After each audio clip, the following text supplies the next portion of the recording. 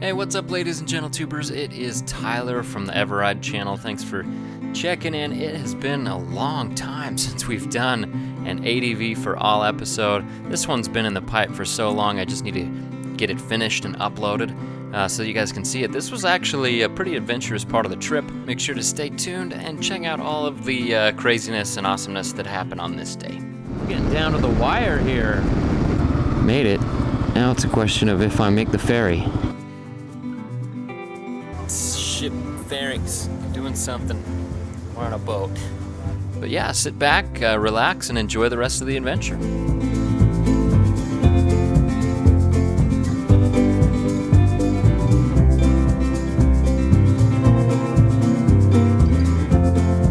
Alright, you guys, we've got a pretty stressful situation ahead of us. I set my alarm to go off at 7 o'clock a.m. to get out of Sandy, Oregon by 8 o'clock. Unfortunately, I was also charging my Bluetooth headset, and I don't know what happened. I'm assuming that the Bluetooth headset actually intercepted the alarm and then played it through the headset, or tried to. It wasn't hooked up to any speakers. So I missed the alarm. I got up at 7:45, and I got out of Sandy at about 8:45.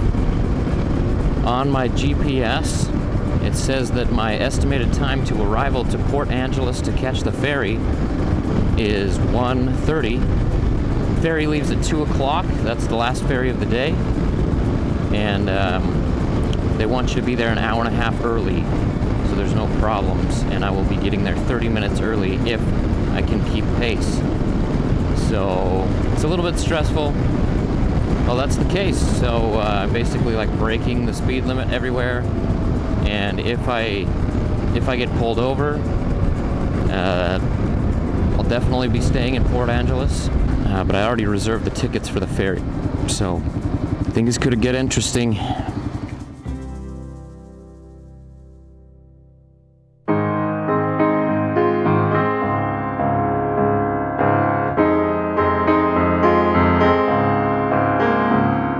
So one of the main focuses on this trip was to take back roads almost the entire way, or at least roads that weren't going to be, freeway speeds, freeway busy. And so even though I was in a total rush, I still wanted to take the most scenic route. It just meant I had to take it faster. And so I did have to get on some freeways and things like that. But I still was able to see some beautiful things, including big, giant mobile homes. I don't know why I'm throwing that in there, but I thought it was interesting. But something that's funny that happens when you rush is you start putting off things like making sure you have enough gas, making sure that you take a bathroom break. You just get in a mindset to get there. And so, stopping to go to the bathroom, it was like stop in the middle of like this wooded area, run over, and just unload as fast as possible, barely even zip up, and then get back on the bike and get back on the road. So rushing is definitely not the ideal. I really wish that I didn't have to rush through Washington, but I got more than my share of Washington later in the trip, and Washington was fantastic anyway. All right, how's it going, you guys? I am enjoying the beautiful fall colors and beautiful scenery around here. And we have this beautiful body of water to my right. It's so lovely. There's clouds. It's just amazing. And, I thought I'd take this time once again to thank Goat Cabeza, my most excellent friend who let me take this motorcycle for this ride and basically saved the schedule that had to be for all of the wonderful things to happen that have happened. And look at what we're doing here. Here's the mileage, 5,999, and clicking over to 6,000 miles. So Brent, my excellent friend, thank you so much once again. This has been an amazing journey. And next time you're just gonna have to come with. We'll both have our own bikes that time, and The whole thing has just been incredible. And more than anything, I'm discovering that it's, everything's beautiful. And riding motorcycles is fun and actually quite comfortable. But what makes the big difference is the people that you meet, the people that you get to relate to and hear their stories and find out about their lives, and people who are kind enough to share their life and their time and their love with you. So really cool and beautiful fall colors. So thank you once again, Brent. I really, really owe you one, man. Maybe one day I can put on a Brent costume and go do your job for a couple of months while you do this. So, while on the road, I had this ever-present fear that I wasn't going to make the ferry. And that wasn't a good thing. It made me be sloppy. I didn't stop to eat. I was really fatigued. I wasn't having a whole lot of fun. I was stressed. I just needed to get there right now. And it takes away so much from adventure riding or really doing anything in life when we only see the goal ahead, when we only see what we have to do to get there, and we totally miss everything great along the way. And it was such a stark contrast from the earlier days when it was just to go. And the best part of it was just to be on the road. There was no deadline or ferry to miss. It was just an adventure to be had and things to see, and I could stop, take pictures, do whatever I wanted. So when you take your adventure, if you're looking at this video series thinking, well, I'm going to take an adventure, make sure that you leave yourself plenty of time to do whatever you feel like doing so that you have just as much time. Because I realized that I'd rather take, a 1 week trip that only goes 200 miles than, a 1,000-mile trip in 3 days. Just because you get to live a little bit more, you get to see things that you want to see, you get to experience what you're out there to experience. Mileage isn't the goal. The goal is to have a life. All right, so that's a little bit nerve-wracking. We've got 40 miles to go to get to Port Angeles.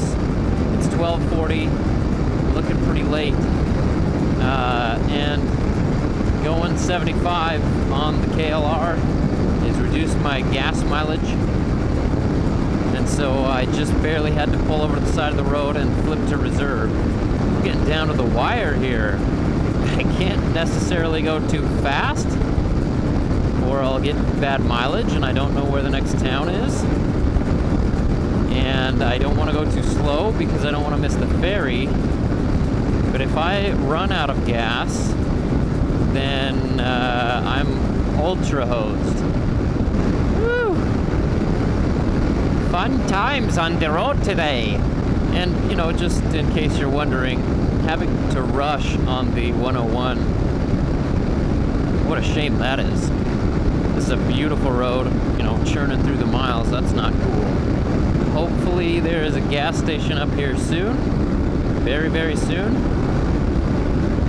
Keep your fingers crossed. Yeah, my goodness. Adventure time! Ah, man, this is cutting it close. This has got to be like the quickest fill-up in history.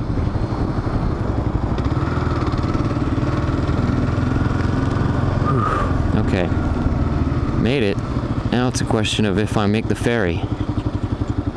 Oh, come on. What are you doing? Oh my gosh. Is it really that hard to make a decision? So even though I seemed, pretty upset right there and, kind of cool as a cucumber while feeling up the bike, it really was like this kind of music was what was going through my head. Which wasn't necessarily a bad thing because I needed to hustle and the aggression came out once I had some gas to go fast, so this became the most aggressive gas change ever!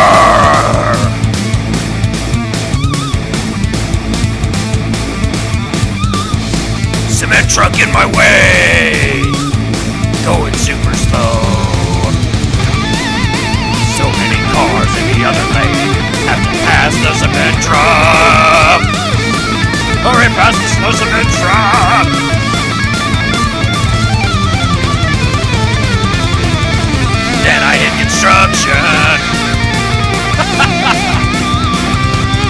Then I made it to the ferry. Holy moly. Alright, so I made it. The last, I was like the last in line. There's those two, but pulled in at the crux. So yeah, that's pretty exciting. Blue or red? Both? Okay. Yeah, so this is a new experience. It smells like the sea. Yeah, this is all new. I've never driven onto a ferry or even been on a ferry. So just like so many other things in the trip, it's like, well, I guess this is how it goes. Now, I don't know if it's like this for everybody, but whenever I'm doing something like this, you know, it just seems like people do this every day, so it's normal for them. But I have no idea what I'm doing, and so I just get so scared of screwing up or like dropping my motorcycle. That guy knows how to load them, knows how to hold them. Probably knows when to walk away, knows when to run. Never counts his money before he leaves the ferry. There'll be time enough for counting when the loading's done. Thank you. The floor is so slippery in freaking motocross boots. Hi.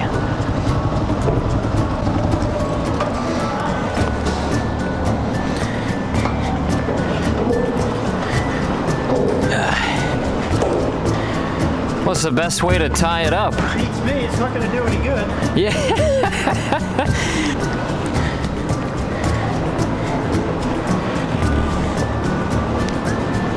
Yeah, this one's for you, Ness. I'm gonna do a daisy chain. I don't know if that's gonna work. Yeah, well, there we go. Alright, so here we are. We are sailing ship ferries, doing something. We're on a boat. I am on a boat. We are all on a boat. All the people that are on this boat. We're going to Victoria. So this is gone by land and by sea and by air. Sailboat and big giant ferry barge thing with stuff in the bottom. Yeah, it's been an amazing adventure so far. This will be my most northern stop in Victoria. And then it's basically border to border after I'm done riding with my friend Kim from Victoria, aka Ride Victoria. We're gonna go from the Canadian border all the way down to the Mexican border. So it should be pretty amazing. A lot of cool people to meet on the way. We're only halfway finished and it's already been extraordinary. I can't believe what an awesome adventure this is. So. Okay, so here's a fellow traveler, except for he is serious. He's telling me about Vietnam and just all of his adventures there. What's your website? It's called boatsandrice.com. www.boatsandrice.com. Boatsandrice.com. All run together, one word. Cool. And what's your name? I'm Ken Preston. Ken Preston. So yeah, we just met on the ferry going to Victoria, and he's telling me about places I should see in Victoria. And yeah, more importantly is the amazing story about Vietnam.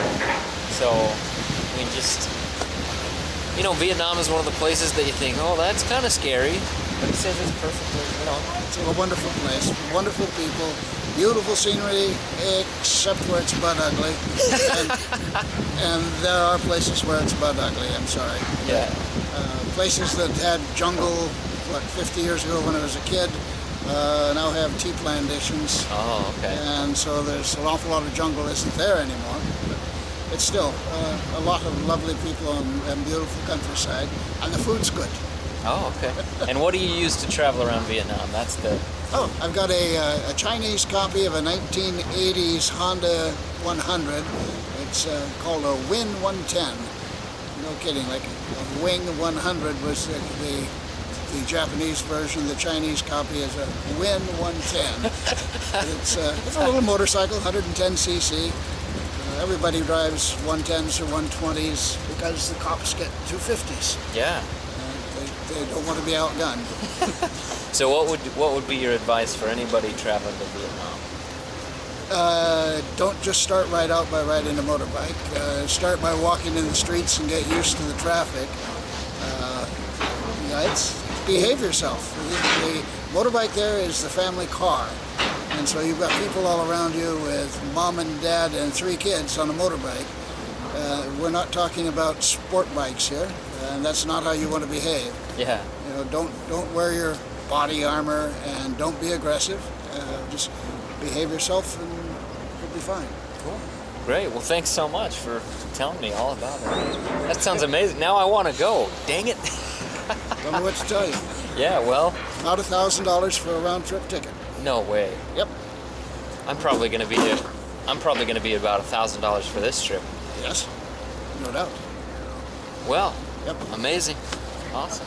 Thank you very much. Here, we'll do a handshake here. Very cool. Thanks.